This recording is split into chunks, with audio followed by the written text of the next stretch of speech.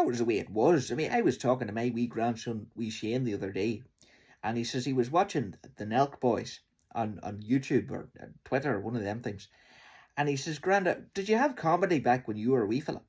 And I says, aye, we did, because we had stand-up comedy.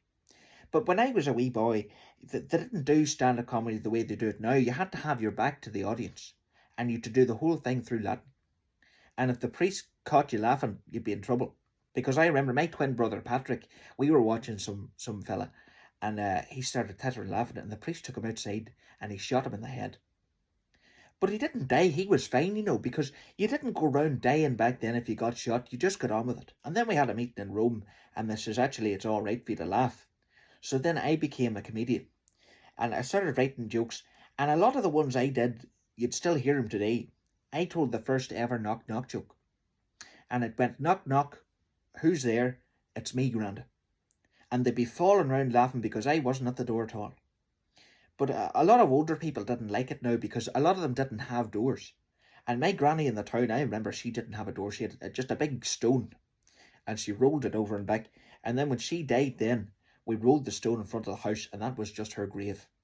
But I remember I got in loads of trouble one time because I was doing a show out in Kerrykeele, and it was me and this band. They were called the Chicken Supremes, and they did all the music from Diana Ross and the Supremes, but you got fed at the end, you got a plate of dinner. And I opened the first 5 minutes, and I says knock knock, and then 40, 50 people got up. This is in Kerrykeele now. They got up and they tried to answer the door, and sure, there was no one there, and it was absolute chaos.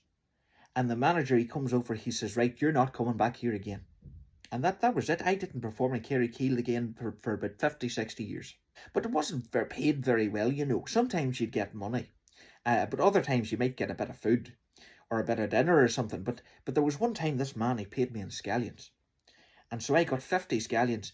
And then I went round selling the scallions back where I lived. And then I was a scallion man for about 40 years then. I worked as a scallion man, door to door, selling scallions. But that's another story anyway.